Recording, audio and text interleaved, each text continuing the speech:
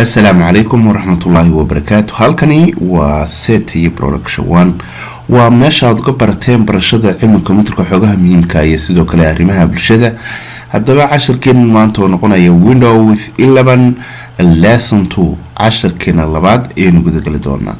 casharkeenii hore waxaan ku soo qaadanay sida loo isticmaalo shaashada kombiyuutarka iyo waxa ay tahay Windows 11 iyo sidoo kale inay tahay shidaalka oo systemkaaga ama kombiyuutarkaaga ku shaqeynay.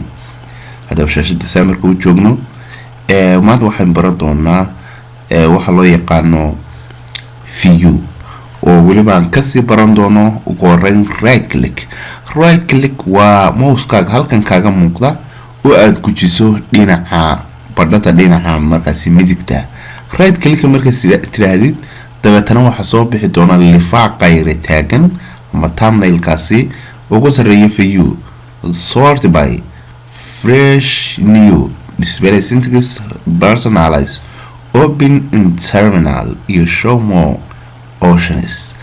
marka maanta waxaan ka dhigan doonaa right click marka mouse-ka nahno view ayaynu baran doonaa. casharkeena wuxuu ku ekaan doonaa view optionada hoostaga. waaye haddaba si aad u fahanto marka ugu horeysa shaashadu saa kuugu furan tahay mouse-kaaga right click hal marsi dabeetana view baa ugu sarreey doonta. waa marka isticmaalaysa Windows OS 11 ama operating system 11 oo Microsoft ah. marka halkaas aad joogtid ka u sarreeyay tagi doona ka u sarreeya haddaba muxuu faa'iido leeyahay. ka u sarreeya wuxuu u tarayaa icon-nadan oo dhan ayuu dhammaan ka dhigaya kuwo waaweyn. icon-nada halka ka muuqdo dhan waxay noqon doonaan kuwo waaweyn.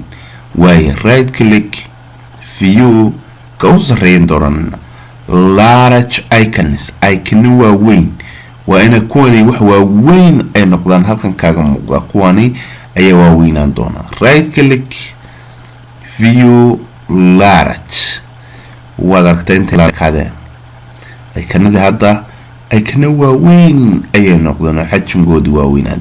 haddaan right click idhaahdo view oo idhaahdo medium icons icon dhexdhexaad ah oo kuwayga hore oo kale ah iga dhig. waayo waanigaa ku dhuftay medium icons hadda waxay noqdeen sidii markii hore ay ahaayeen. haddaan right click idhaahdo oon doorto haddana view oo idhaahdo icon-nada waxaad ka dhigtaa small icons icon aad u yaryar waa kuwa intaas ayay la leekadeen xajmigooda. markaan right click haddaan idhaahdo waxaan ku guda jirnaa weli viewdii waxaan dooran doonaa meesha ku qorantahay auto arrange icons icon-nadan in arrange gareeya ama iskugu kala xigsi. view haddaan haddana idhaahdo oo idhaahdo align icons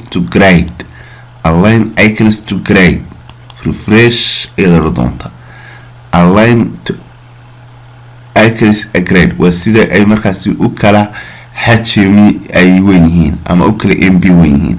haddaan kan ku dhufto view ay idhaahdo kan u dambeeya waa show desktop icons waxa weeye tusaha icon-nada shaashada ku saaran.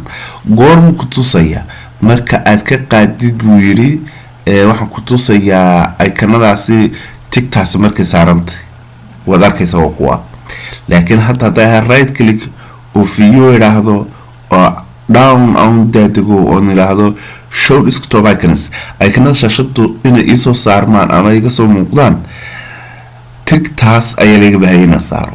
laakiin hadda ka qaado maxaa dhici doona dhammaan icon-nada shaashadayda saarnaa sidaas ay ku qarsoon yihiin. haddaan icon kasta soo dhigto shaashada ugu ka qarsoon yahay waayo adiga doortay inaan shaashadaada waxba ka soo muuqan. laakiin right click hadda tiraahdo view tiraahdo marka doonaysid icon-nada inaad mid walba meel aad geyso midba meel dhigto imka noo dhig maayaan oo waxa noo xidhan icon-nadaas inaan halkooda ka tegin. haddaan kaa jiido haddaan ka soo jiido mid walba wuxuu kusoo boodayaa kooniha ka jiida imka waanaga ku haya. haddaan faraha ka qaado wuxuu tegaya koonihii.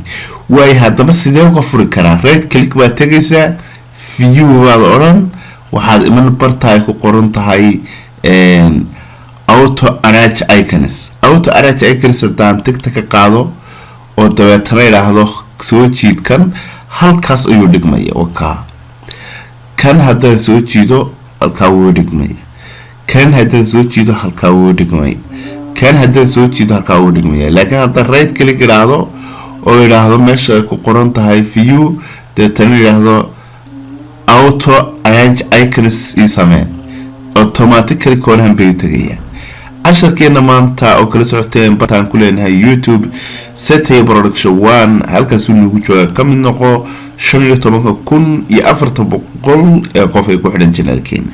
Assalaamu calaykum waraxmatullaah.